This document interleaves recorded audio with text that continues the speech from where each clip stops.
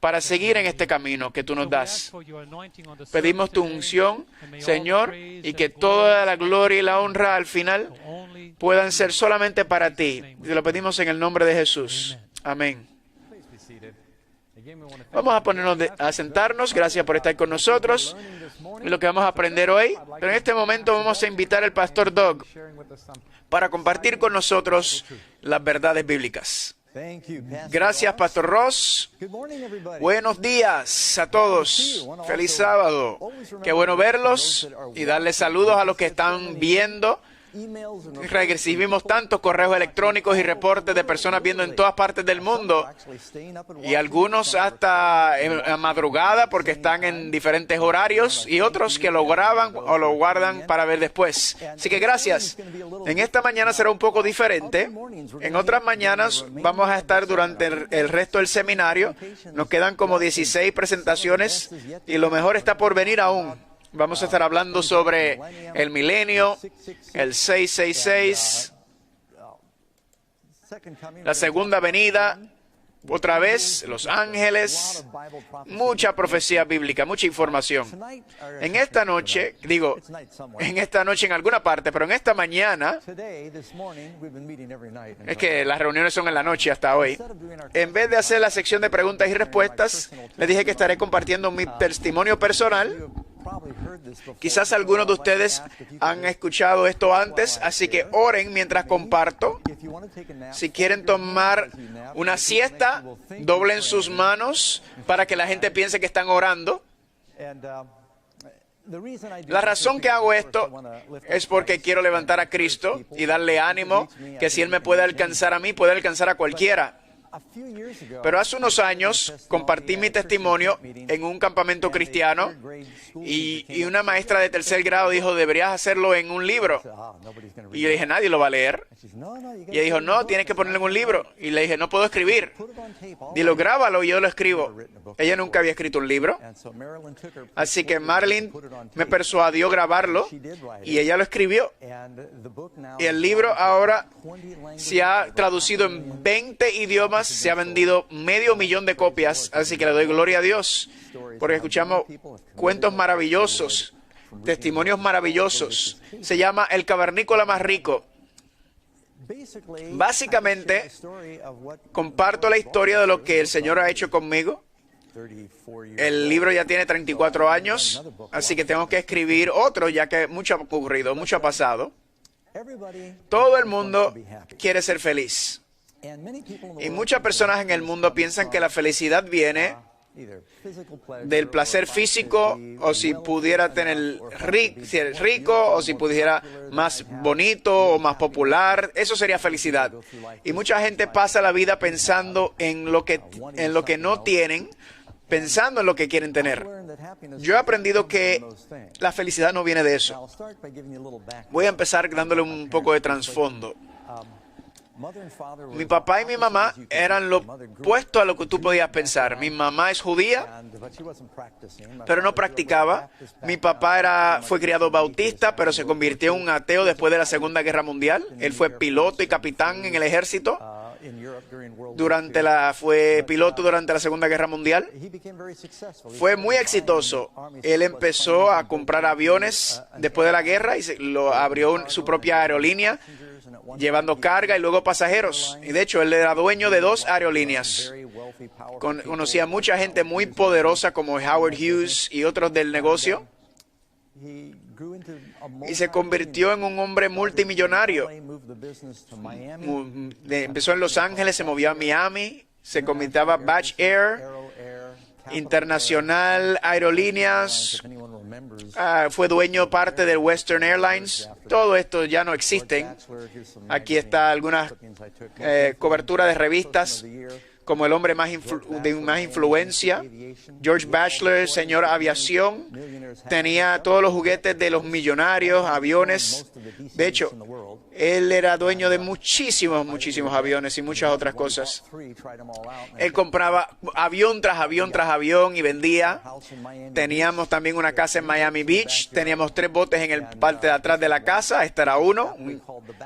Se llamaba la fiesta del soltero, como el apellido. Teníamos barcos de velo, yates. Teníamos uno más pequeño también. Teníamos carros de carrera. Mi papá era muy activo. Muchos juegos acuáticos, ¿verdad? Así que yo soy un poco activo también. Pero no era feliz. Él buscaba felicidad. Y él pensaba que si tenía suficiente dinero podía comprar todo lo que quería. Pero no era así, no funciona así las cosas. Se casó 5 veces. Mi mamá fue la esposa número 2. La primera murió en un avión, en un accidente de avión con su primer hijo. Luego se casó con mi mamá, tuvo 2 hijos con ella. Pero mi hermano tenía una enfermedad muy grave, entonces pensaron no tener más hijos porque podría ser un problema genético, pero siempre estaba buscando felicidad. Esta es la esposa número 3 después que se divorció de mi mamá. Tuvieron casado varios años. Ella fue Miss Kentucky, en concursos de belleza de aquí en Estados Unidos. Luego se casó con la número 4. Esto es un artículo que no puedo leerlo muy bien, pero dice... míralo ahí. Dice a los 70, esto es del periódico Miami Herald de la sección de negocios. Dice, todavía volando, a los 71, el pionero de la aviación George Batchelor no está listo para aterrizar. Corre uno de los negocios más exitosos de Miami con carreras y ahora va a tomar una esposa de 29 años. Pueden hacer una película de nuestra vida familiar. Cuando mi papá se casó con su esposa número 4, ella era más joven que mi esposa. De hecho, el papá, la mamá, de hecho, la madrastra era más joven que ella. Mi papá tenía un hermano que tenía 70 años. Eso es difícil explicar. En la boda de cuando mi papá se casó con la joven de 29 años, la alarma sonó para tomarse sus pastillas del corazón. Y un amigo le dijo a mi hijo de 13 años, le dijo, cuando llegues... brinca a los brazos de Marianne, que es la esposa, ¿verdad? Marianne soltera se llamaba. Una de mis amigos le dijo a mi hijo, brinca y le dijo, abuela, dime sobre los tiempos buenos, abuela. No lo hizo, pero no lo hizo. Otro artículo aquí, al 71, Batchelor continúa como si tuviera 16. Él vivía la vida excitante, pero no era feliz. Aquí está, la esposa número 4, ¿verdad? Próximo. Esa era la esposa número 4, conoció al Papa Juan Pablo, era muy dador, daba mucho dinero. Ahí no es de donde viene la felicidad. Mi papá bebía hasta dormir cada noche, de tanto estrés. Como Salomón, la multitud de posesiones viene la multitud de problemas. Así que yo vi eso durante toda mi vida. Este es mi papá con mi hermano, Falcón. Todos somos el mismo tamaño, mismo peso. Y aunque éramos Falcón y yo, ese es mi hermano Falcón, él tenía pelo rojo. Y él tenía rojos marrones, yo tenía ojos verdes. Él tenía pelo, yo no tenía pelo. Mi hermano luchaba toda su vida con una enfermedad muy difícil. Mi papá tenía mucho estrés. Karen es una terapeuta física y él tenía nudos en todas partes y ella le daba masajes en todas partes. La Biblia dice que la vida no consiste en la abundancia de posesiones. El Señor dice no hacer tesoros en el cielo, ¿verdad? En nuestro garaje teníamos Rolls Royce. Este no es el de mi papá, solamente agarré uno. Él tenía un Rolls Royce blanco, Maserati. Mi madrastra tenía un Jaguar, Ferraris, todos los juguetes de los ricos. Pero peleas, frialdad, enemistad. ¿De qué sirve todo esto si nadie es feliz? Los ladrones entraban a robar y el moho corrompe aquello que tú tienes poseído. Ese es el lado de papá. De parte de mamá, no sé cómo se casaron. Mi papá era demócrata, mi mamá era demócrata. Él era un jíbaro del campo, ella era de la ciudad. Quizás por eso se divorciaron cuando tenía 3 años. No duró mucho. Pero mi mamá era muy talentosa. No tenía educación formal, pero cantaba, escribía, era mujer atractiva y empezó a escribir canciones para Elvis Presley cuando era adolescente y grabó 2 o 3 con Elvis. Pero tenía canciones en muchas películas conocidas. Conocía gente como Frank Sinatra, Andy Williams, y escribió muchas también para obras teatrales. Ella era actriz. Si vieron la película Los 10 Mandamientos, ella tenía una parte bien pequeña. Y yo le digo a los niños, ahí está abuela. Y ya, se acabó. Pero ella actuó en algunas películas también, en Hollywood. En ese momento ya empezó a tener hijos, así que lo dejó y se convirtió en crítica de cine, crítica de películas. Estoy condensando su vida. Ella fue la presidenta de la organización de críticos del cine. Y en el cine eso tiene mucho poder. Ella conocía a todos los grandes artistas y todos. Recuerden que cuando sale una película se gastan millones. Si el crítico del cine daba una mala revisión de la película, entonces sufría la película. Así que ella era una de las más conocidas críticas del cine y por eso era muy conocida. Yo puedo estar todo el día mostrándole cines de mi mamá. Aquí está mi mamá con Muhammad Ali, el famoso boxeador, con Paul McCarthy, con Sylvester Stallone, Natalie Wood. Dicen que se parecían ella y Natalie Wood, ¿verdad? ¿Verdad? Roger Moore, uno de los famosos James Bond, Sally Field, que todavía está viva. Ahí está Clint Eastwood, Paul Newman. Conocíamos a todas estas gentes. Oh, espérate un momento. ¿Estas fotos se están viendo? Oh, ellos quieren los chismes de... Vamos a ver si pasamos las películas. Ahí están. Regresa un poquito para atrás. Ahí está Muhammad Ali. Ahora sí, ahí están las fotos.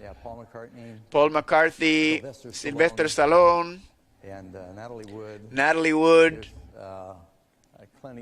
Clint Eastwood, ya lo vi. Aquí está Dustin Hoffman, está vivo todavía. Y Benji el perro, ¿recuerdan a Benji?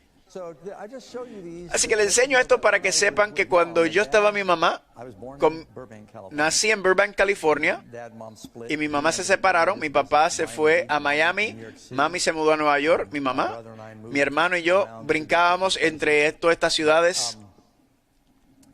Cuando ella murió, estaba sola. Y vimos a esta gente criarse, que tenía dinero, tenían influencia y fama, y conocíamos muchas de estas personas. Gente muy bonita, gente rica, saludable, pero miserable, y se mataron, se suicidaban. Y yo me quedaba como que, ¿cómo? Tenía un amigo que era actor.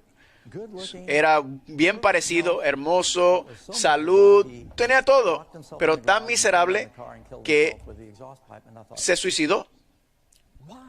¿Por qué hacerlo? ¿No hay un propósito en la vida? Así que eso fue lo que me llamó la atención a mí desde joven. Ahí están en el periódico cuando mi mamá murió. Yo me crié mayormente en la ciudad de Nueva York. Hemos vivido en muchas ciudades. Y mi hermano y yo vivíamos con mi mamá ahí, porque como ellos eran tan alcohólicos al trabajo, tan adictos al trabajo, yo iba a muchas escuelas también. La primera escuela militar tenía 5 años, aunque no lo crean. Black Fox Military Academia Militar. Y luego fui a otra escuela militar. De hecho, es la misma escuela que Donald Trump, así que no lo conocía. Él era varios años mayor que yo. Fui a 14 escuelas diferentes por varias razones. Uno, porque mis papás se movían tanto, y la pelea de custodias, íbamos a Florida, Nueva York, y luego nos íbamos a la escuela militar, y fuimos a escuelas en Maine, escuelas privadas, escuelas católicas, escuelas judías.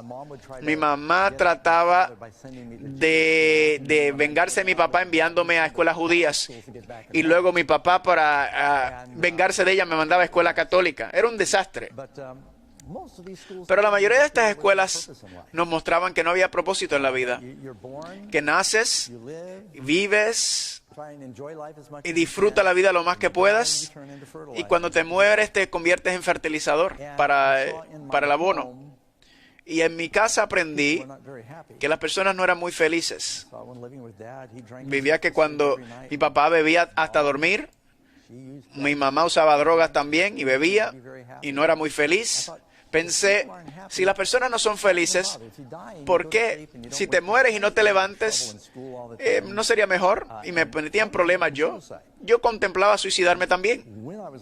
Cuando yo vivía con mi mamá en Nueva York, me iba al tope del edificio, de estos, estamos hablando de 20 pisos, y jugaba un juego donde ponía mis pies sobre el borde a ver cuán lejos podía ir hasta que mi gravedad me llevaba.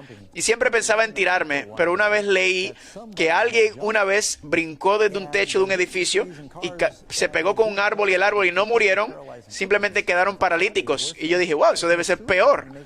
Tratando de cometer suicidio y terminas peor. Una noche me acuerdo, estaba en muchos problemas. Mi hermano vivía con mi papá, así que yo estaba solo también. Y como él tenía esta enfermedad, el Florida era mejor por el clima cálido. Yo estaba en problemas y dije, voy a dormir y nunca levantarme. Y yo sabía que mamá tomaba pastillas para dormir, así que entré cuando ella estaba de fiesta y busqué una botella que decía, toma uno antes de dormir. Y yo me llené las manos con todas estas pastillas y dije, me las voy a tomar y voy a dormir para siempre. Pero justo antes de tomar la pastilla, dije, bueno, pero no dice que son para dormir en ninguna parte. Dice, toma uno antes de dormir. Y era Valium. Y yo tenía 13 años, yo no sabía lo que era Valium. Y dije, ¿qué? ¿Y si son pastillas para las mujeres y me enfermo? Cualquier cosa puede pasar. Y dije, bueno, déjame averiguar. Así que pospuse mi suicidio ese momento. Y luego dije, voy a tratar de divertirme lo más que pueda. Vi este anuncio, solamente vives una vez, así que sácale todo lo que puedas. Así que dije, bueno, voy a morir, pero me voy a divertir lo más que pueda. Y voy a disfrutar lo más que pueda. Así que empecé a vivir una vida muy descontrolada. Empecé a fumaba cuando tenía 13 años, porque mi papá fumaba. Así que tomaba sus cigarrillos. Mi mamá también fumaba marihuana. Y una noche me dijo, Doc, yo sé que vas a terminar siendo expuesto a esto en las calles, así que vamos a fumar juntos. Así que yo fumaba con mi mamá 2 o 3 veces a la semana. Y comíamos helado y veíamos televisión. Y luego mi hermano venía de Florida y veía lo que pasaba y dijo, eso no es justo. Yo tengo este problema de los pulmones, yo no puedo fumar y ustedes sí. Y mi mamá dijo, te voy a hacer galletitas de marihuana. Así que hacía las galletitas, le horneaba de marihuana a mi hermano. Y una vez yo me le llevé a la escuela y se lo di a mis maestros. A ver qué pasaría. Eran mucho más amistosos mis maestros. Así que cuando estaba con mamá empezaba a usar drogas y cuando estaba con papá en Florida, este es el Google Earth, una foto Google Earth de la isla donde mi papá vive, todavía está ahí. Esa es la parte de arriba de la foto, justo junto al agua con el muelle y las guardias de seguridad para evitarte ir a otras islas. Teníamos de todo, ciervos, había una barra en la casa más grande que las barras que encuentran en discotecas y en lugares. Así que bebíamos todo lo que queríamos yo y mis amigos. Así que aprendí a beber con mi papá. Y él nunca se dio cuenta que evitaba porque el mayordomo siempre reemplazaba el alcohol pensando que era mi papá. Así que hacíamos fiestas durante el día, mis amigos y yo. Y así empecé a beber. Y de hecho, todas las drogas son malas. Pero más de mis amigos han muerto de alcohol que cualquier otro. Y menciono eso porque encuentro cristianos que piensan que beber un poco de vino o de alcohol está bien. Escúcheme, 1 de 7 personas que bebe se convierte en alcohólico y crea miseria y todo tipo de problemas. No deberíamos beber ningún tipo de alcohol. Así que me metí en muchos problemas por diversión. Empecé a robar en las casas. Entraba y salía de la cárcel, hacía cualquier cosa por la atención. De hecho, mis amigos quizás han escuchado sobre las gomas Firestone. Yo era novio de la hija del dueño de Firestones. Quizás han escuchado sobre Hoover Vacuum. Todos estos son famosos y yo me crié con ellos, así que no puedo decir mucho porque quizás están vivos y van a ver esto.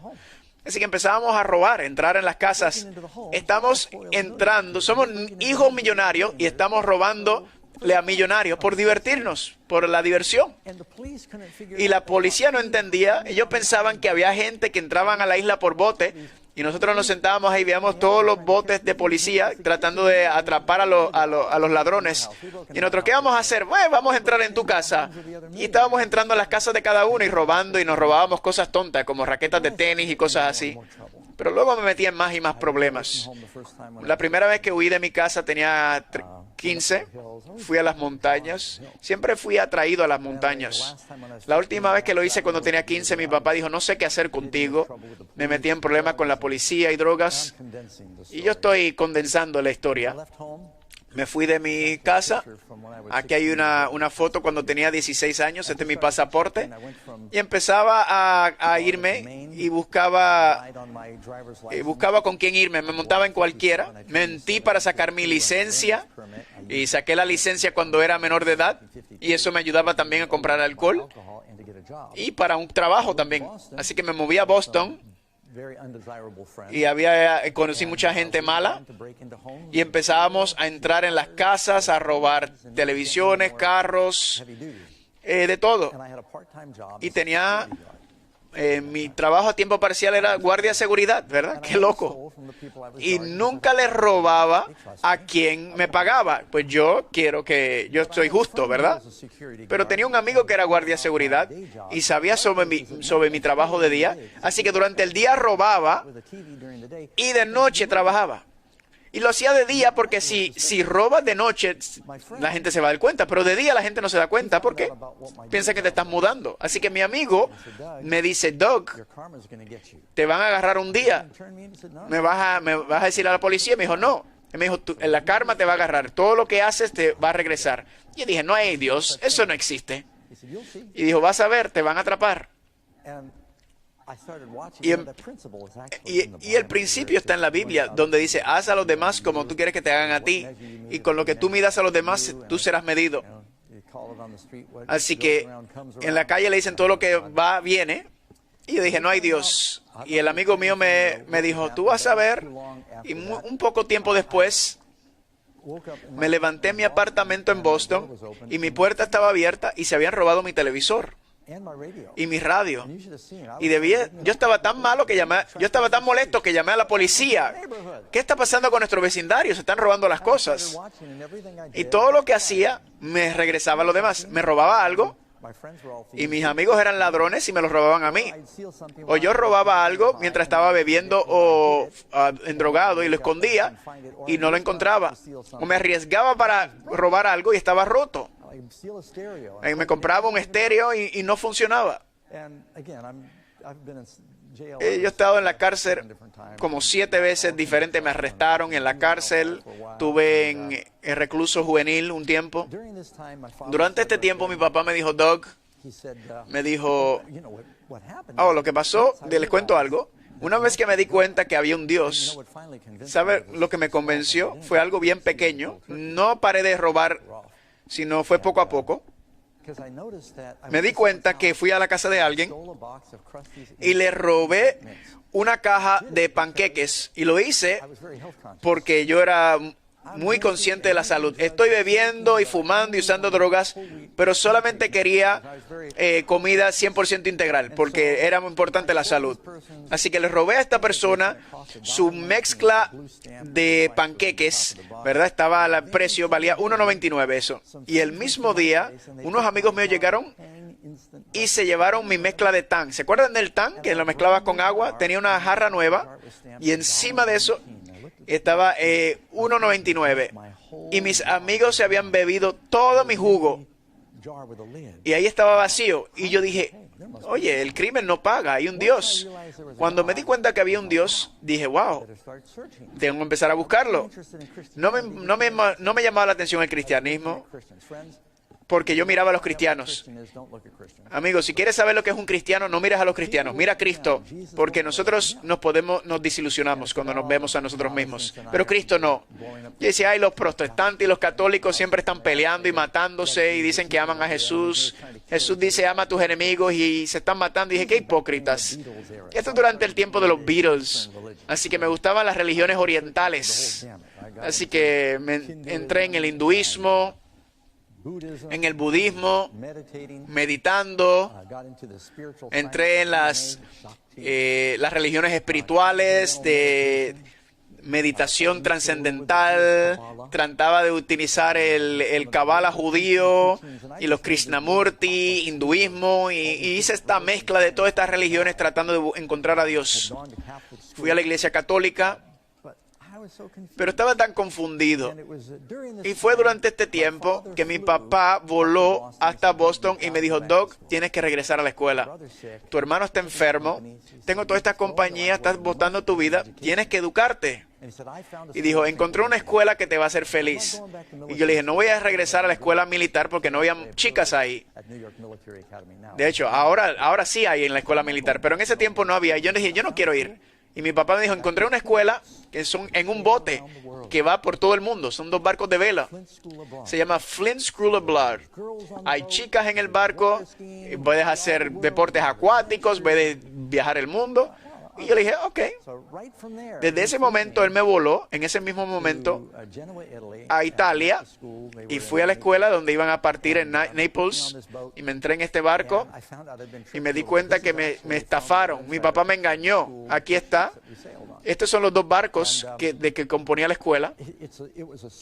Era una escuela para los niños de políticos y millonarios que se habían metido en drogas y en problemas, para sacarlos del ambiente y tratar de enderezarlo al sacarlo. Era muy caro, muy sofisticado, y enseñan ateísmo.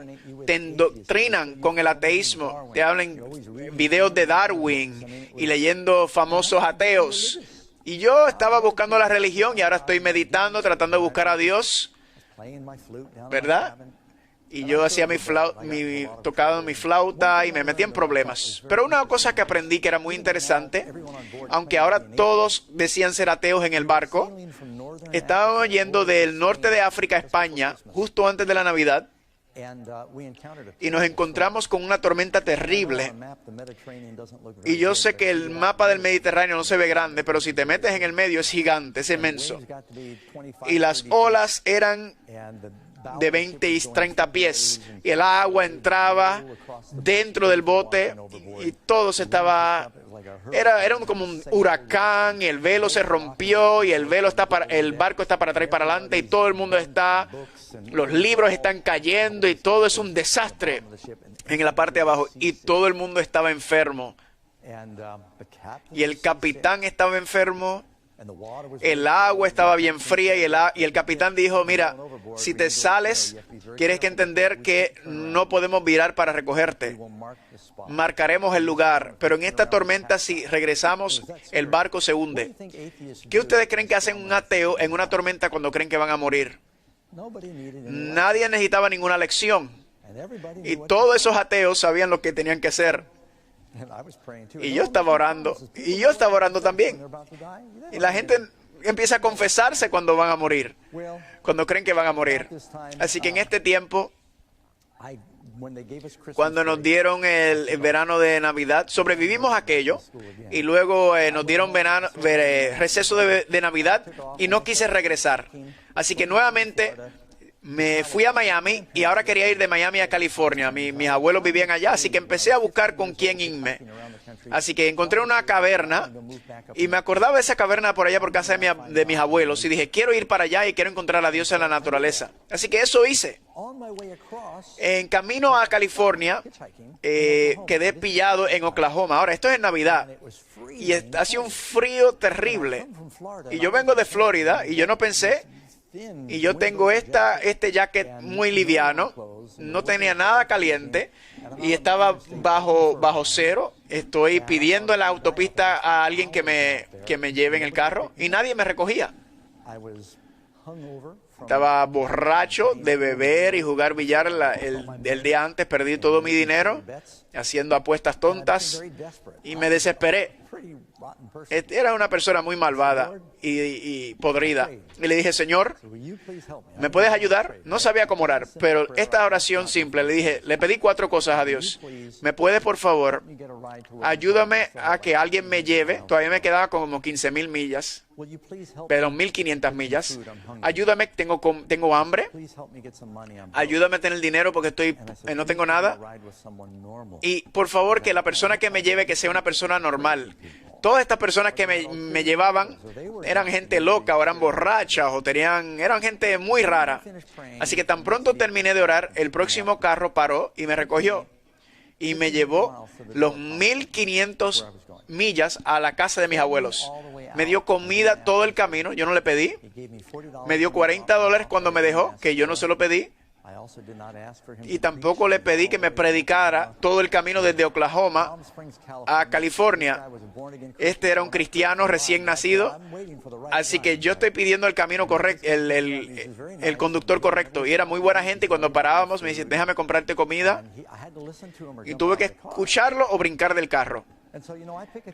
Así que ahora yo hago eso, yo recojo a la gente en la calle y yo le predico. Y yo le digo, espera que estés haciendo 65 o 70 millas y le presentas el evangelio. Y cuando me mira, luego aceleras y le dice, ¿quieres aceptar a Jesús? Aún así lo hago. Todavía hago esas cosas. Así que ahora iba a encontrar a Dios por medio de la naturaleza. Estas son algunas fotos que mi hermano tomó cuando tenía 17 años aquí. Y fui a la caverna y encontré esta cueva que era varios miles de pies arriba de Palm Springs. Ahí pueden ver, junto al valle. Y había agua. En la montaña eran 11,000 pies. Esa es una foto que pueden ver ahí, desde allá arriba. Así que siempre había agua cerca de la cueva que vivía. Es un lugar muy aislado, aunque estás en el sur de California. Yo no vestía ropa, no tenía ropa, era cálido. Así que voy a encontrar a Dios en la naturaleza. Y tenía un argumento bíblico. Adán y Eva eran desnudos, así que yo también. Ahora, cuando iba al pueblo a comprar, pues me ponía ropa. Pero una vez fui al pueblo a comprar y se me olvidó vestirme, pero eso es otra historia. Así que tocaba la flauta, iba y buscaba en los basureros. Ahora piensen en esto. Cuando mis abuelos se enteraron, le dijeron a mi papá, le dijeron, tu hijo está sacando basura de un supermercado, del basurero de un supermercado. Mi papá se enteró de eso y se puso tan triste porque él trató de hacer todo lo posible para darnos lo mejor y su familia peleó con la pobreza. Y él dijo, yo nunca quiero que mi hijo pase esa necesidad. ¿Cómo ustedes creen que se sintió cuando se enteró de que yo estaba comiendo un basurero? ¿Cómo ustedes creen cuando el Padre Celestial nos da a su Hijo para la felicidad y nos vamos al basurero de Satanás para llenarnos? Eso les rompe el corazón a Dios. Así que aquí hay el milagro que no les conté. Aquí está mi caverna, mi cueva. Ahí está mi gato. Una foto donde tenía ropa, así que se los compartí. El milagro es que en mi cueva alguien había dejado una Biblia. Cuando llegué, había gente que habían acampado en ese lugar y habían varias cosas que la gente dejaba en algunas joyas, pero había una Biblia. Pues yo no le presté mucha atención, pero después de 6 meses dijo, voy a leer la Biblia para que yo pueda debatir con los cristianos, porque me encontraba con los cristianos y pensaban que eran tan ignorantes. Yo creía en la reencarnación y la Biblia ha sido cambiada. No se puede cambiar la Biblia, son fábulas, son historias falsas.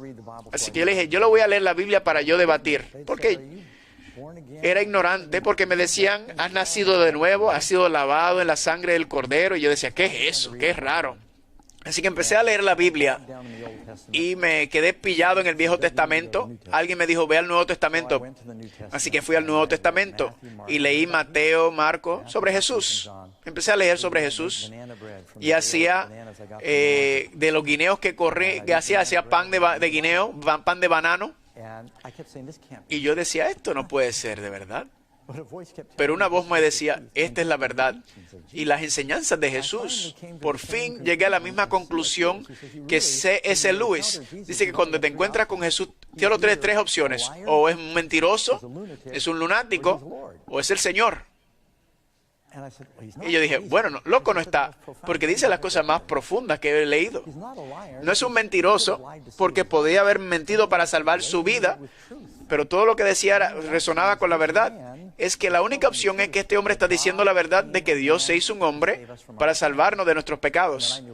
Y que yo entendía que era eso. Entonces yo tenía que pedirle que me salvara. Y mientras tenía 17, tenía un buen registro de pecado en mi vida. Así que allá estoy en la cueva y me puse de rodillas y le dije, Señor, soy un desastre, pero si tú me perdonas y me das un propósito para vivir, en lo que yo quería, lo que yo tenía era cero, nada. Bebía, fumaba, pensaba que era espiritual, robar, pelo largo, una barba. Era un cero a la izquierda. Le dije, Señor, si tú me das un propósito para vivir, y Él entró en mi corazón y empezó a cambiarme. Y yo me sentí tan contento, sentí una paz que ahora cada vez que alguien va a mi caverna, yo le empezaba a dar estudios bíblicos. El primer estudio bíblico que di no tenía ropa puesta. Pero ellos tampoco tenían ropa, así que nos encontramos juntos en el mismo lugar. Decía, Señor es muy paciente.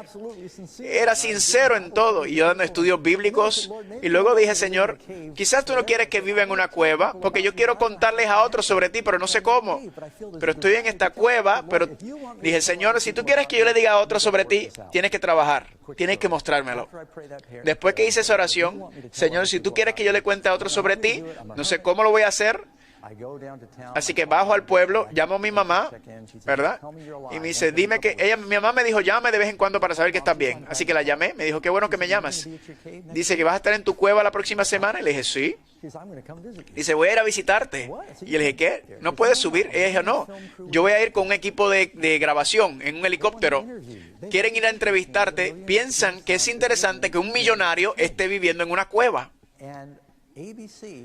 Y NBC alquiló un helicóptero y un equipo y fueron hasta allá, nos volaron. Aquí está la foto. Pues sí, ese soy yo ese día, la foto que sacaron. Pasaron en televisión nacional y me preguntaron, ¿por qué lo haces? Y compartí mi testimonio. Después que le dije, Señor, si tú quieres que yo lo haga, yo le dije, no sé cómo lo voy a decir, pero envié un equipo de grabación de televisión nacional a mi cueva. Y ahí fue cuando empecé a preguntar, quizás sí me va a dar la oportunidad para decirle a otros. Así que voy a ir terminando porque hay una lección aquí. Pero ¿saben cuál fue la diferencia? La Biblia. Empecé a leer la Biblia. Tanta gente habla mal de la Biblia y nunca lo han leído, y ese fui yo. Léalo usted mismo, léalo todos los días y tiene un poder transformador en tu vida. Y ese será nuestro estudio hoy.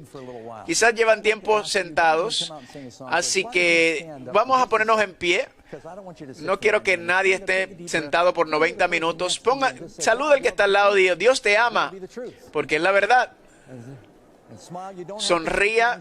Si tienen preocupaciones, no se den la mano, chóquense los codos. Y John va a cantar y luego vamos a entrar en nuestra lección.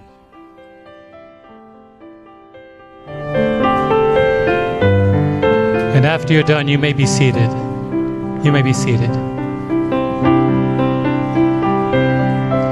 Oh, wonderful Savior is Jesus, my Lord. Oh, wonderful Savior to me.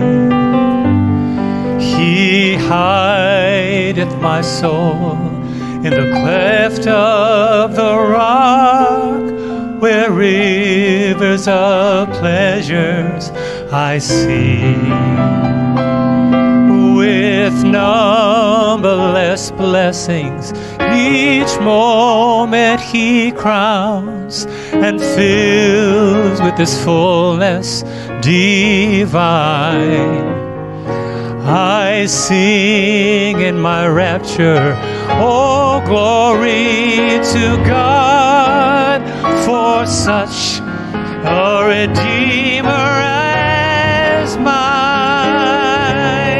He hideth my soul in the cleft of the rock that shadows a dry, thirsty land, and He hideth my life in the depths of His love, and covers me there with His hand, and covers me there with his hand and covers me there with his hand.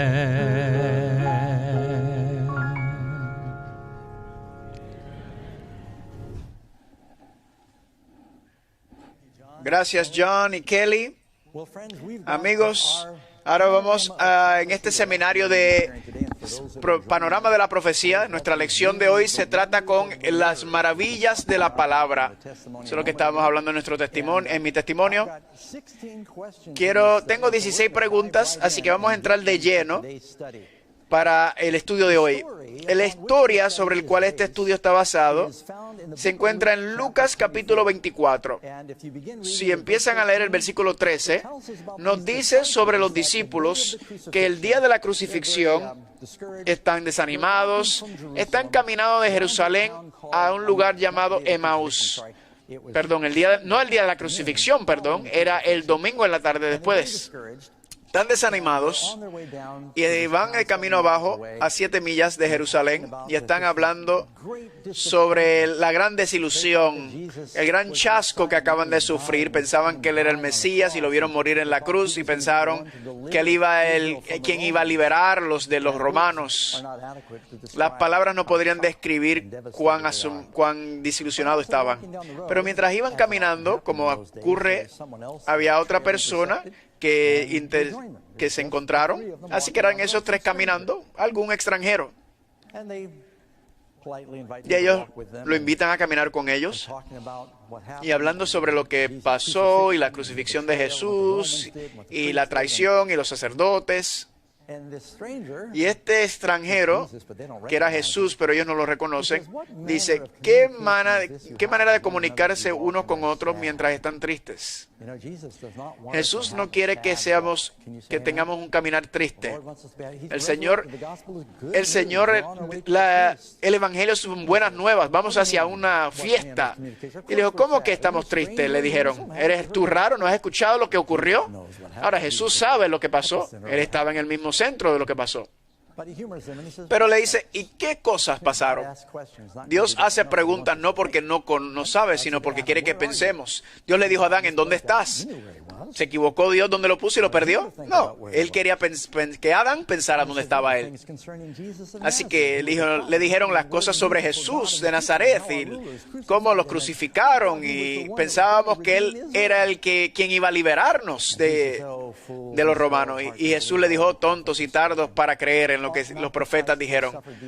¿No el Cristo que ha sufrido estas cosas ha entrado en su gloria? Y empezando por Moisés en Génesis y todos los profetas, les expuso todas las escrituras que hablaban concernientes a él mismo. Y mientras Jesús estaba mostrándole todas las profecías que lo señalaban a la primera profecía, probando que él era el Mesías, empezó a nacer la esperanza y su corazón se encendió y dijo, claro que sí, se supone que pasara. ¿Cuánto hubiera dado para ese estudio bíblico de Génesis a Malaquías, exponiendo las escrituras? No tiene que haber sido algo maravilloso, ¿verdad? Y luego llegaron a una división en la carretera y ellos le dijeron, no, ven, es tarde, quédate con nosotros, le dijeron. ¿Han escuchado? Permanece en mí, ¿verdad? Está basado en este versículo. Así que él fue y le preguntaron, ¿te gustaría tener la bendición de la comida? Y Jesús le dijo, sí. Así que se quitó la cobertura de la cabeza, sacó sus manos perforadas y dijo, Rotona Adonai. Y esta oración, la única oración en hebreo que conozco sobre el pan. Y vieron sus manos y dice que sus ojos se abrieron y lo conocieron. Y se desapareció. Ahora están llenos de gozo. Sus ojos fueron abiertos y lo conocía. ¿Cuándo ocurrió? Cuando partió el pan y lo bendijo. Deben conocerlo. ¿Cuándo ocurre? Cuando bendice y rompe el pan. Esa es la palabra de Dios. Dice que sus ojos se abrieron, se desapareció. Yo siempre pensé que ese era un truco, como que Jesús, mírate ahí. Y de momento, ¡pum!, se desapareció. Así que vamos a empezar con las preguntas. No tenemos la sección de preguntas en la calle, pero vamos a entrar en estos estudios y estudiar las maravillas de la palabra de Dios. Y espero animarlos a ustedes y edificados por este tema. Primero, ¿cuánto de las Escrituras se nos ordena creer? Contestación, Lucas 24:25, para creer todo lo que los profetas han dicho. Dice, empezando con Moisés y todos los profetas y todas las Escrituras. La Santa Escritura contenida en el Nuevo y el Viejo Testamento es la palabra sagrada de Dios.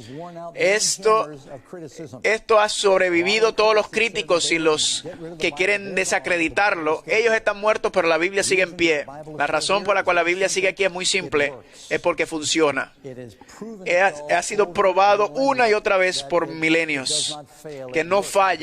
La palabra de Dios, las profecías son acertadas, su evaluación sobre la humanidad, cómo salvarnos del pecado, enseñarnos cómo llevarnos, cómo convivir. La Biblia tiene que ver con matrimonio, finanzas, y los principios funcionan. Toda la Escritura es inspirada por Dios y es útil para la buena vida, buenas obras. Alguna gente quiere tomar algunas partes de la Biblia, pero ¿qué dice aquí?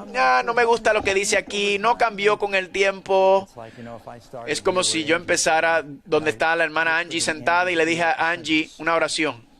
Y le digo, ahora Angie, quiero que pases la oración por todo el público que está aquí y luego en una hora voy a venir aquí a ver qué escuchaste. ¿Cuál es la probabilidad de que haya cambiado en el camino? Muy grande, ¿verdad? La gente dice, bueno, la Biblia ha sido traducida y retraducida, ¿y cómo sabemos que es la misma? En el 1948, un pastor, el hijo de un pastor, encontró estas cuevas donde encontraron estos rollos que tienen que ver antes de los tiempos de Jesús. Se llaman los rollos del Mar Muerto. Y encontraron que esos rollos, como los rollos de Isaías, lo he visto varias veces, lo que está en ese rollo 2000 años atrás es el mismo, claro, en hebreo, pero las mismas palabras de lo que yo tengo en mi Biblia hoy.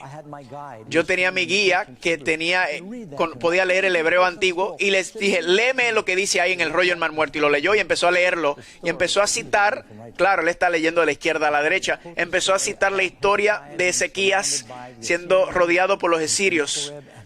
Y es exactamente lo que dice mi Biblia. Yo conozco mi Biblia y lo reconocí. Dios ha preservado la palabra de una manera milagrosa. Fueron tan cuidadosos cuando las cambiaba que si hacían un error, botaban todo. Así que es el libro documentado más cuidadoso en la historia y creo que es acertado y no ha cambiado. Jesús dijo, pregunta número 2.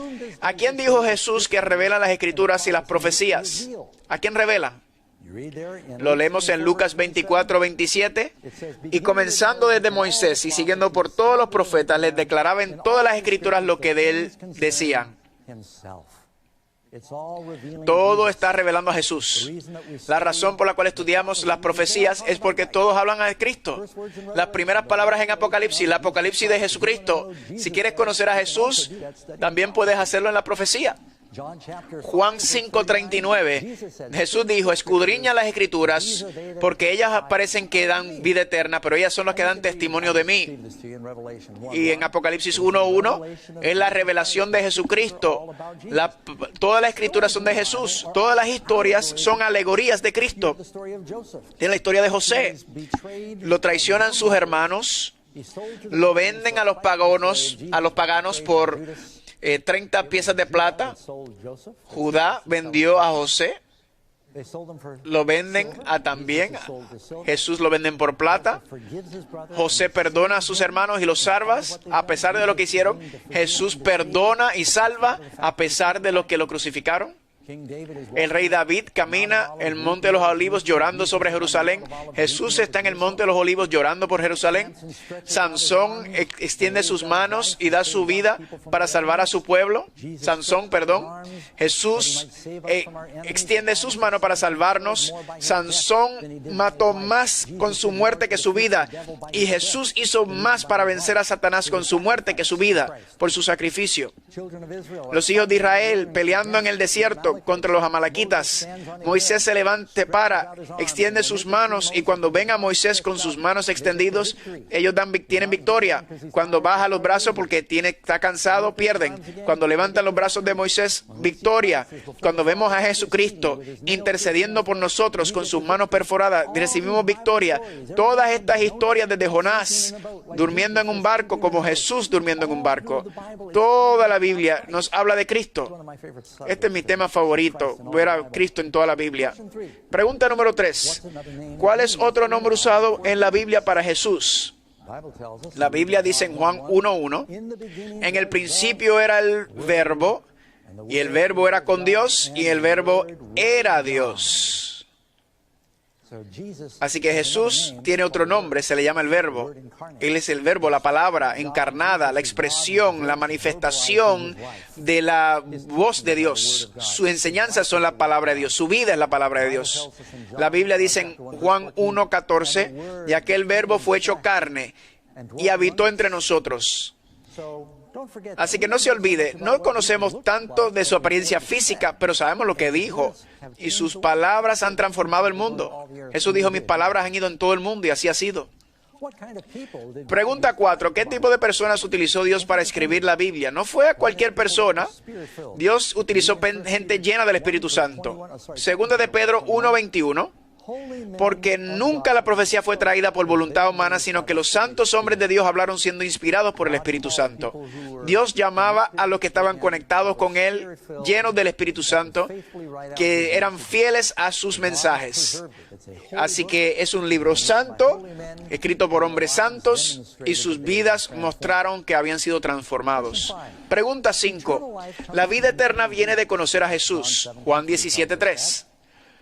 ¿Cómo fue conocido Jesús por sus discípulos? ¿Recuerdan la historia de Emaús? ¿Cuál fue el contexto en el que por fin se les reveló? Lucas 24:35. Entonces ellos contaban las cosas que le habían acontecido en el camino y le habían reconocido al partir el pan. Así que partir el pan, ¿verdad? Como dice el Salmos, partir el pan, Señor. El hombre no vive solamente del pan, sino de toda palabra que sale de la boca de Dios. La Biblia no es un amuleto de suerte. No peleamos la tentación sacudiendo la Biblia. La Biblia te lo saca de tu mano y te lo lee. En este país hay una hambruna por la palabra. Dice en la profecía en Amós, dice que en el final habrá hambre por la palabra de Dios. Y la gente correrán del norte y del sur, del este al oeste, buscando la palabra de Dios y no encontrándola. Es posible tener hambruna en donde el promedio de personas tienen 5 Biblias en su casa. De hecho, aquí en Estados Unidos, que se estableció como una nación cristiana, pero los principios estaban en la fundación de nuestro país. Pero somos ahora, no conocemos la Biblia nosotros mismos. Alguna gente entrevistaron, sus hijos entrevistaron y noten lo que dicen. Estos son estudiantes que voy a leer de sus opiniones sobre las historias de la Biblia que se publicó en una revista National Review. En el 1995, dijo, ¿quién era la esposa de Noé? Se llamaba Joan del Arca. ¿Quién era la esposa de Lot? La esposa de Lot era un pilar de sal de día y un fuego de noche. Ahí hay 2 historias. Las personas que seguían a Dios se llamaban los 12 discípulos, las 2 epístolas, y las epístolas eran los esposos de los discípulos. Un cristiano solo debe tener una esposa, esto es monotonía cristiana. Samsón mató a los filisteos con el hacha de los apóstoles. El milagro más grande de la Biblia es cuando Josué le dijo a su hijo que se estuviera quieto y lo obedeció. Estos son los conceptos y los problemas que tenemos hoy en día, que tanta gente tiene Biblia, pero nadie conoce su Biblia. Anoche alguien me dijo, yo voy a mi iglesia, pero nunca abren la Biblia. Me dijo alguien ayer. Esto en todas partes. La gente no escucha la palabra. Es que el poder está en la palabra. Es lo que nos transforma. Pregunta número 6. De algo que no nos puedes acusar en este panorama, en este seminario, es que hay mucha escritura. Lo ponemos en las lecciones, lo ponemos en las pantallas, lo compartimos y digan, hagan cualquier pregunta. Quiero que estén fundados en la palabra porque la verdad os hará libre. ¿Cuán importante debe ser el estudio bíblico para el cristiano? Noten lo que dice Job 23:12. Del mandamiento de sus labios nunca me separé. Guardé las palabras de su boca más que mi comida. ¿Saben? Había una hambruna en China una vez, en el 1959 al 61, una de las hambrunas más grandes. Piensan que 50 millones de personas murieron. 50 millones. La gente tenía tanta hambre que en una parte de China tenían este barro que se comía. No parecía que hacía daño, pero no tenía ningún valor nutricional. Y la gente se moría desnutrida pensando que estaban llenos. Y lo que está ocurriendo hoy en día es que mucha gente va a la iglesia y están comiendo aquello que no es pan. Están siendo alimentados con algo vacío, calorías vacías.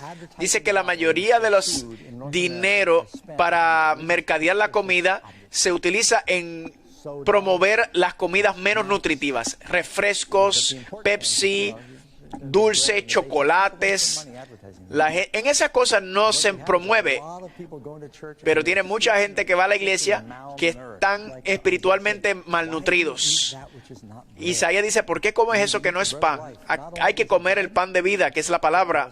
No solamente es pan, sino también es luz. Dice Salmos, lámpara es a mis pies tu palabra y lumbrera mi camino. Si en la oscuridad de este mundo quieres saber qué hacer, la Biblia te dirige. Hay tanta luz que la gente está ignorando, pero esta te dirige en tu vida, te guía. ¿Saben cuál es la desperdición más grande de luz? Es en Las Vegas. En el Luxor, en el Hotel Luxor, tiene 45 luces en esa pirámide que disparan al cielo. De día no lo puedes ver, pero en la noche lo puedes ver. Y hace unas luces inmensas. Y le dicen a los aviones que no pasen por ahí porque un piloto, virando su avión, la luz puede entrar y lo puede cegar momentáneamente. Es una luz tan poderosa que se ve en ese hotel y sale hacia arriba pero no hace nada. Y la Biblia es esta luz que ilumina nuestras vidas y que tanto lo ignoran. ¿Quién nos ayuda a entender la Biblia? Cuando lees la Biblia, Dios te va a dirigir. Sigan leyendo. Leemos en Juan 16:13. Pero cuando venga el Espíritu de verdad, Él os guiará a toda verdad.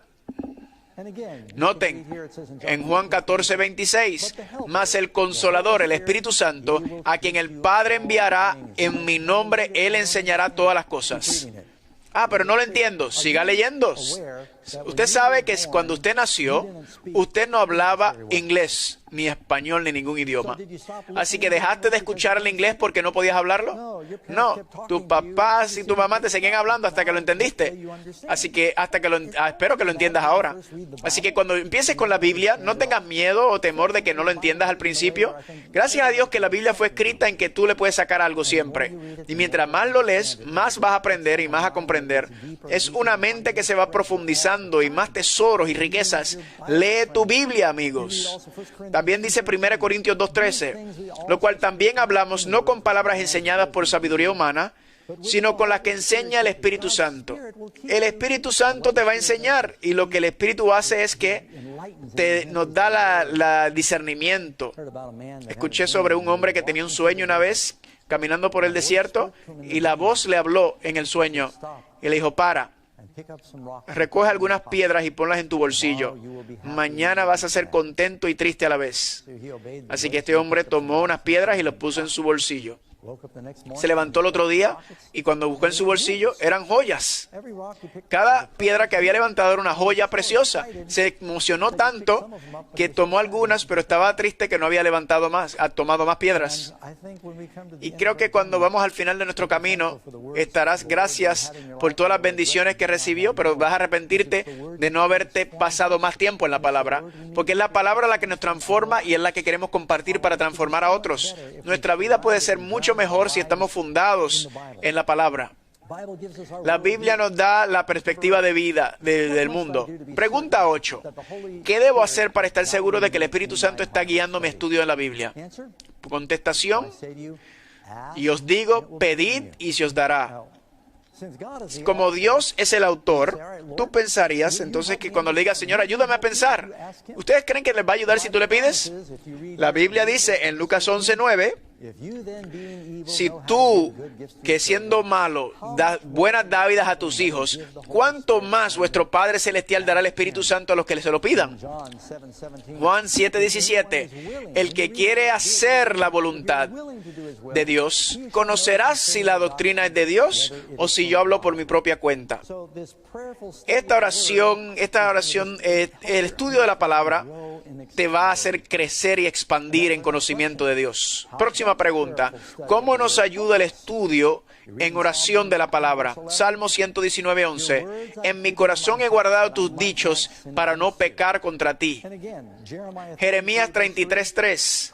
Clama a mí y yo te responderé y te enseñaré cosas grandes y ocultas que no conoces. ¿Qué está diciendo?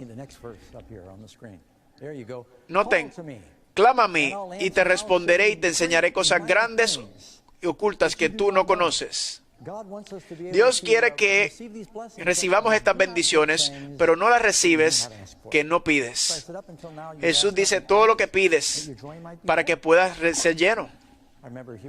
Me recuerdo haber escuchado sobre estos marineros en este barco que iba a cruzar el Atlántico y se rompió el velo en el medio del mar y estaban sin dirección y se quedaron sin agua y sin comida por estar a la vanguardia. Se estaban muriendo de sed, de malnutrición y eventualmente vino otra embarcación. Y lo primero que le pidieron fue agua, agua. Y las personas le dijeron, ¿por qué tienes tanta sed? No tenemos agua. Y le dijo, están flotando en agua fresca. Estaban en la parte del Atlántico, que está parte del mar en Sudamérica, donde el Amazonas empuja el agua limpia, 100 millas dentro. No te das cuenta, pero estaban flotando en agua fresca y muriendo de sed. Y eso describe mucho de nosotros hoy en día. La solución a muchos de nuestros problemas está en la palabra de Dios. Eso que va a ayudarnos y satisfacer nuestras almas, y lo ignoramos. Romanos 15:4 dice, porque las cosas que se escribieron antes, para nuestra enseñanza se escribieron, a fin de que por la paciencia tengamos esperanza. La palabra es para darnos esperanza. En Santiago 1:5, y si alguno de vosotros tiene falta de sabiduría, ¿cuántos quieren sabiduría? ¿De dónde viene? Pues si falta de sabiduría, pídela a Dios, el cual da a todos abundantemente y sin reproche, y le será dada. Así que pide discernimiento cuando leas la Biblia. No les puedo decir cuántas veces.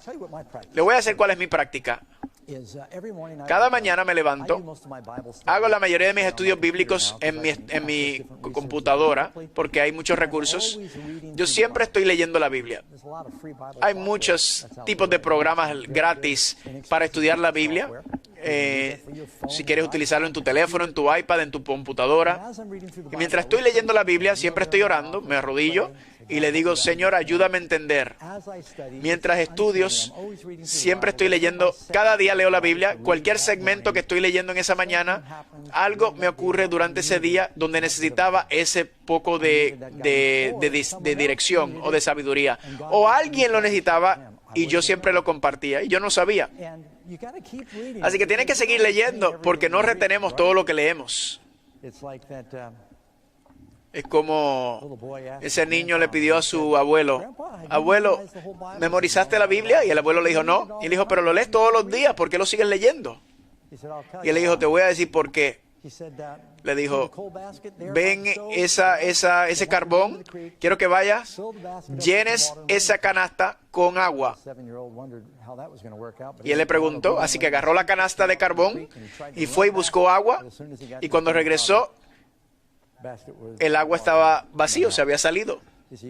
Y dijo, tienes que avanzar, tienes que ir más rápido. Así que el nieto fue más rápido, agarró el agua en la canasta y regresó y otra vez estaba vacía. Y le dijo, trata una vez más. Así que tomó la canasta de carbón y fue y buscó agua y lo más rápido que pudo. Y se salió. Y le dijo, abuelo, se vacía. Y el abuelo le dijo, sí, pero ¿notas lo que pasó con la canasta? La canasta de carbón está limpia. Y quizás pasa, pero está limpiando por medio. Mientras yo sigo leyendo, no porque yo pienso que me voy a acordar con todo, pero hay un aspecto de limpieza y purificación en leer la Biblia. Así que cuando lees la Biblia te va transformando. No significa que lo vas a retener todo, pero tiene una influencia santificadora en tu vida. Número 10. ¿Qué método de estudios bíblicos recomienda las Escrituras? Contestación, porque mandamiento tras mandamiento, mandato sobre mandato, renglón sobre renglón, línea sobre línea, un poquito allá y otro poquito allá. Compara la Escritura con la Escritura, así es como aprendes. Es como, ¿cuántos de ustedes tienen un GPS? Quizás lo tienen en su teléfono, ¿verdad? Yo tenía uno en mi avión. Y sabes que cuando sales y haces un GPS, la manera como te puede decir dónde estás localizado es utilizando los satélites, ¿verdad? Y a veces las torres también satelitales. Y se llama la triangulación. Así que cuando yo salía en mi avión y decía mi GPS, un satélite no está acertado para darte tu lugar, tu ubicación. Y luego decía 2 satélites. Y ya yo podía saber, pero no sabía exactamente cuán alto o bajito. Decía 3 satélites, ahora podemos ubicarte. Y si sabes de geometría, sabes cómo funciona eso. Y mientras más satélites habían, no solamente me decía dónde estaba en el mapa, pero me decía cuán alto o bajo estaba yo en elevación. Así que ahora hay aviones donde es una pantalla artificial y puedes no ver absolutamente nada, pero dentro del avión aparece este cuadro y te enseña todo y estás volando una pantalla virtual. El GPS es tan acertado, a 4 pies te puede aterrizar, aun cuando no puedes ver, utilizando la tecnología de satélite que te da tu ubicación tan acertada. Si quieres saber dónde está la verdad, no tomes un versículo para hacer una doctrina. Conozco iglesias que levantadas sobre un versículo. Y no me malentiendan, todo está inspirado, pero un versículo se puede malentender si lo tomas solo. Es como si alguien toma un versículo donde dice que Judas se ahorcó y luego buscan otro y Jesús dice, haz como aquellos. Si lo une, puede decir que se nos está diciendo que nos vayamos a ahorcar. Por eso la gente estudia la Biblia y se enredan. Jesús dijo en 2 o 3 testigos que se ha establecido. Así que precepto sobre precepto, línea sobre línea. Noten lo que dice en 1 Corintios 2:13. El Espíritu Santo nos enseña acomodando lo espiritual a lo espiritual. Lea las cosas en su contexto. Segunda de Pedro 1:20. Sabiendo esto que ninguna profecía es de interpretación privada. Quizás han visto estudios bíblicos donde todo el mundo dice, ¿qué es esto? ¿Qué significa esto para ti? Bueno, yo creo que esto es esto. Yo me siento así sobre este versículo. Bueno, pues verdad para ti y esto es verdad para mí. Así no es como Dios quiere que estudiemos la Biblia. Hay verdad absoluta. Muchas cosas son verdad, no importa cómo te sientas. En este mundo hoy en día todo es relativo, pues tu verdad es valioso, así como mi verdad. Yo no quiero un cirujano operándome que tiene ese aspecto sobre la verdad y diga, bueno, yo sé que parece un cerebro, pero para mí es una cebolla, así que lo voy a cortar. Pero soy sincero en mis creencias. O si estás volando en un avión y el piloto viene y dice, bueno, yo me doy cuenta que hay algunas reglas de aviación y leyes de aerodinámicas que enseñaron en la escuela, pero yo soy muy sincero en creer que este avión puede usar como un submarino, así que vamos a ir al agua. Yo creo todo eso en mi corazón. Y tú dirás que, eso es su verdad, eso es lo que él dice. ¿Aceptarías eso? No, claro que no. Hay verdades absolutas. Y si quieres saber lo que es la verdad absoluta, busca la palabra de Dios. Número 11. ¿Qué enseña el estudio de la Escritura para nosotros? Noten 2 de Timoteo. Dice que desde la niñez has sabido las sagradas escrituras, las cuales te pueden hacer sabio para la salvación. Noten la salvación y la escritura. Jesús dijo, a menos que lo conozcas, no puedes ser salvo. La Biblia dice que se le conoció en la partidura del pan. Jesús abrió la palabra y lo conocieron. Sus ojos fueron abiertos. Se quitaron las escamas de de sus ojos, conocían su propósito en la vida. Esto fue lo que me pasó a mí cuando empecé a leer la Biblia. De acuerdo con Jesús, ¿dónde encontramos la verdad? Jesús dijo, yo soy el camino, la verdad y la vida. Juan 17, 17. Santifícalos en tu verdad, tu palabra es verdad. Tengo algunas citas de algunos historiadores en cuanto a la palabra de Dios que creo que van a disfrutar. Gypsy Smith dijo, lo que hace la diferencia no es cuántas veces lo hayas leído, pero cuántas veces la Biblia ha estado te ha leído a ti. Alguien más dijo, una Biblia que se está deshaciendo tiene que ver con alguien que no se está deshaciendo. Juan Bunyan dijo, lee la Biblia y léela nuevamente y no rechaces para la ayuda para conocer la voluntad de Dios mientras te están siendo presentadas. Aunque quizás no tengas comentarios y otros recursos, ora y lee y ora, por un poquito de Dios es mejor que mucho del hombre. Alguien dijo, la Biblia es como un telescopio. El telescopio no te hace nada si miras otro telescopio, pero ves maravillas de lejos cuando miras por medio del telescopio. Para el creyente, esto se convierte en el telescopio que te ayuda a ver el mundo. Cuando ves las cosas a la luz de la Biblia, trae felicidad. No puedes tener felicidad a menos de saber de dónde viene, qué hago aquí y hacia dónde voy. Esas son las grandes preguntas de la vida. La Biblia contesta esas preguntas. Nos ayuda a desarrollar una perspectiva del mundo y de la vida. ¿Qué hacemos aquí? ¿De dónde vinimos y para dónde vamos? Abraham Lincoln dijo, la Biblia es el mejor regalo que Dios le ha dado al hombre. Todo lo bueno del Salvador del mundo se nos ha comunicado por medio de este libro. George Mueller dijo, el vigor de nuestra vida espiritual estará en proporción exacta al lugar donde tengamos la vida, la palabra de Dios en nuestra vida y pensamientos. Así que el vigor de tu vida cristiana estará a la altura de donde tú tienes la Biblia puesta en tus ojos y tu corazón. Versículo 13. ¿Qué advertencias sobre el estudio de la Biblia se dan en las Escrituras? ¿Qué advertencias se dan? Versículo 2 Timoteo 2:15. Procura con diligencia presentarte a Dios aprobado, como obrero que no tiene que avergonzarse, que usa bien la palabra de verdad. La razón por la cual enfatizo esto es porque creo que todos nosotros sabemos que el cristianismo es la iglesia más dividida en el mundo. No tienes tantas divisiones en el judaísmo o en el islam o en el budismo como tienes en el cristianismo. Hay más divisiones en el cristianismo que en cualquier otro. Pero ese no fue el plan de Dios. ¿Sabes por qué ocurre esto? Porque la gente no está leyendo su Biblia, que hable sí mismo. Toman un pedazo aquí, toman un pedazo allá, hacen una doctrina rara, o están buscando predicadores que le quieren escuchar lo que ellos quieren oír, que quieren presentarle cosas, y quieren la comezón de oídos, ¿verdad? Pero Dios quiere bendecirte. Se llama, algunos predicadores hablan de la prosperidad, ¿verdad? Donde Dios te quiere hacer rico, pero no leen donde Jesús dijo, niégate a ti mismo. Eso como que no se va a mercadear muy bien en nuestra cultura. La consagración, someterse, someter el yo, eso a la gente no le gusta.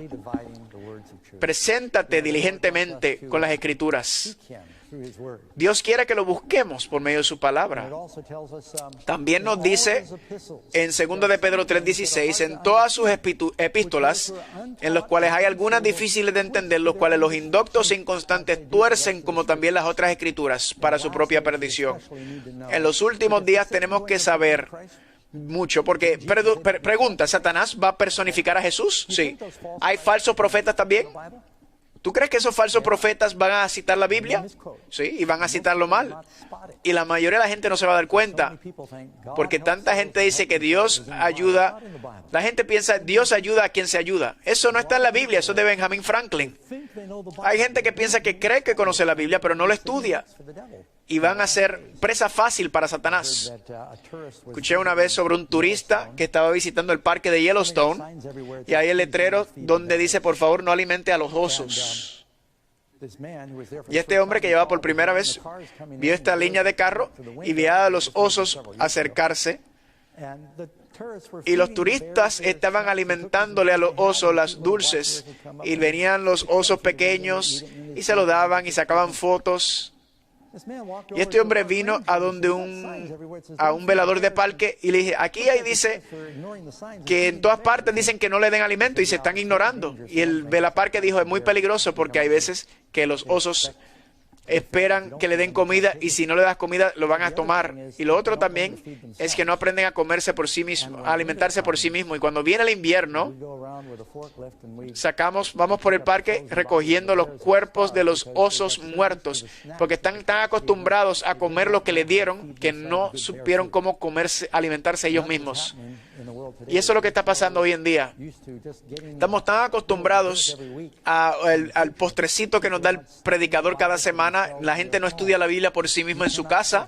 No puedes sobrevivir con un dulcecito de vez en cuando. Tienes que aprender a alimentarte solo. Leer tu Biblia. Número 14. ¿Cómo debemos comprobar todas las enseñanzas y doctrinas religiosas? La Biblia dice en Hechos 17:11. Y recibieron la palabra con toda solicitud, escudriñando cada día las Escrituras. Jesús dijo, escudriña, estudia. ¿Cuándo? Cada día. Cuando oras al Señor, ¿cuántos pueden decir la oración de Cristo? Si le dicen, Padre nuestro que estás en los cielos, santificado sea tu nombre, que toda tu voluntad sea en el cielo y en la tierra. Danos este día nuestro pan diario. ¿Tú comes una vez a la semana? Diariamente. ¿Cuántos de ustedes se preocupan por su pan diario? Bueno, depende de lo que pasa. Hoy en día hay falta de algunos alimentos, pero no está hablando de la comida física, está hablando de la palabra de Dios. Amén. Aliméntate. Isaías 8:20. A la ley y al testimonio. La ley y los profetas. Si no dijere conforme a esto, es porque no le ha amanecido. Si alguien está torciendo la palabra de Dios, no caigas para eso. Hay que seguir la palabra de Dios. Pregunta número 15. ¿Qué ocurrió cuando Jesús explicó las Escrituras a sus dos desanimados discípulos en el camino de Maús? Dijeron, ¿no ardía nuestro corazón? ¿No quieren ese corazón de fuego? ¿No ardía nuestro corazón mientras nos hablaba en el camino y cuando nos abría las Escrituras? He escuchado versículos donde escucho al predicador y dice, no creo que es el predicador, creo que es Dios quien me está hablando por medio de esas palabras. Y puedes sentir el corazón ardiendo y el espíritu y tú decir, sí, es verdad. A veces la convicción, pero si amas la verdad, estás contento con escucharlo. Y eso es lo que Dios quiere que hagamos, que experimentemos esa. Pregunta 16. Después de que estos dos discípulos supieron que Jesús estaba vivo y le escucharon explicar las profecías, ¿qué hicieron? Una vez que la palabra de Dios esté abierta para ti, me acuerdo cuando estaba en mi cueva, le dije, Señor, quiero compartir con otros. Lo primero que quieres hacer es compartirlo. Ese es el resultado. Y aunque era oscuro, el sol ya había caído y tenía hambre, la gente venía. Estamos hablando de los que estaban en el camino de Emaús. Era de noche y después de pasar tiempo con Jesús, corrieron 7 millas. No pudieron esconder esta verdad tan grandiosa y fueron a decírselo a los demás. Familia, la palabra es más importante hoy más que nunca. Que conozcamos la palabra de Dios, porque estamos viviendo los últimos días. Hace unos años atrás, John y yo llevamos años trabajando en evangelismo y hacíamos una reunión en el norte de California. Y yo estaba dando un seminario como este en Redding, California, pero tenía que estar la próxima mañana en otra ciudad. Así que dije, vamos a tomar un avión. Es un viaje largo, pero un avión corto. Así que John y Angie se montaron conmigo y tomamos el avión y empezamos a volar. He hecho viajes así muchísimas veces y dije, no problema, yo estoy de piloto y de momento lo que ven es un árbol, un mar de árboles. No hay calles, no ves nada.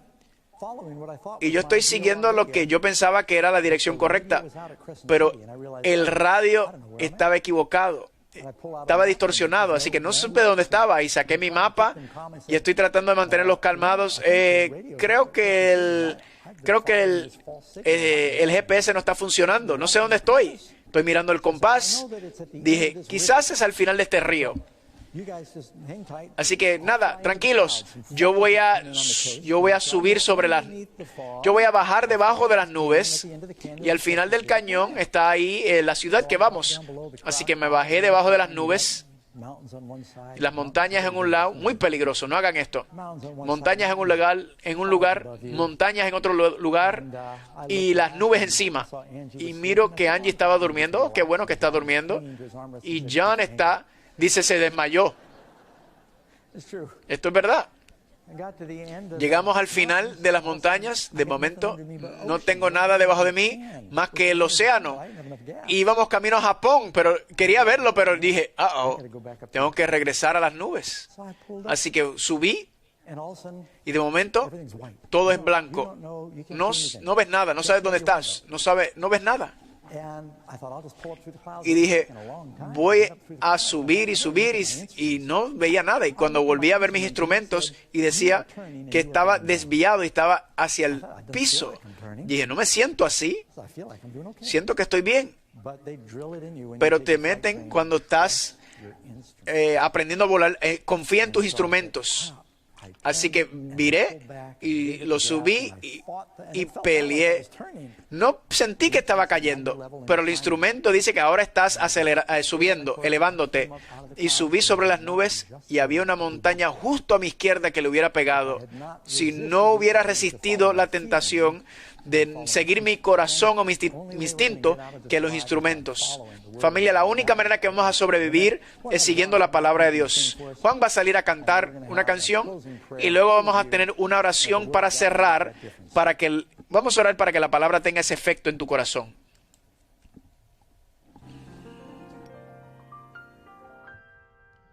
Sing them over again to me, wonderful words of life.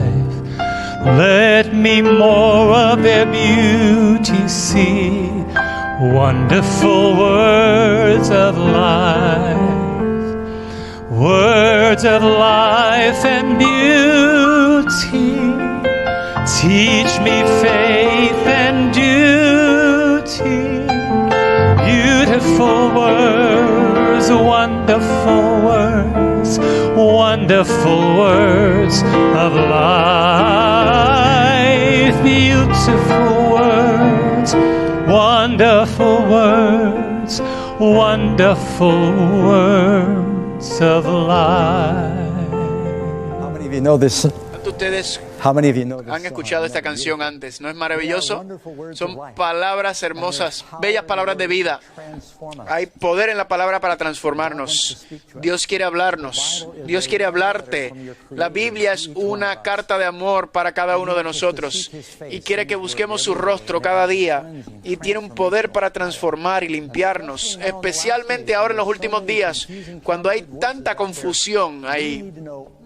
Tenemos que saber por nosotros mismos, no lo que dice el pastor Doug o otro pastor, qué dice la Biblia, qué dice Jesús en su palabra. ¿Estás tomando tiempo en tu palabra? Quizás conoces algunas cosas que quieres seguir, pero no quieres hacer. Dile, Señor, quiero conocerte, quiero seguir tu palabra. ¿Será esa tu oración? Vamos a orar. Padre en los cielos, Señor, queremos empezar pidiendo perdón por ser negligente con este libro sagrado que nos has dado, que milagrosamente has protegido, que revela tu Hijo y el plan de salvación. Y a veces nos distraemos con tantas cosas y otras voces en el mundo y ocupaciones que se nos olvida lo más importante, es la voz tuya. Pedimos perdón, Padre, que estés con cada uno de nosotros, que hagamos los cambios en nuestra vida que es necesarios para que podamos ser dirigidos por esa estrella de verdad que es tu palabra, por la palabra de Jesús en tu palabra y que dirige tu palabra. Bendice este seminario, llénanos con tu espíritu y esto te lo pedimos en el nombre de Jesús. Amén. Amigos, buenas noticias. Esta noche regresamos, ¿a qué hora? A las 7 y otra vez mañana nuevamente. Y el estudio de esta noche son ladrillos sin pajas. Así que esperamos verlo esta noche. ¿Saben lo que iba a hacer? Yo iba a decir, vamos a ponernos en pie y vamos a cantar juntos bellas palabras de vida. Yo sé que las palabras no están ahí, pero vamos a cantar el coro juntos. Beautiful words, Beautiful words, wonderful words,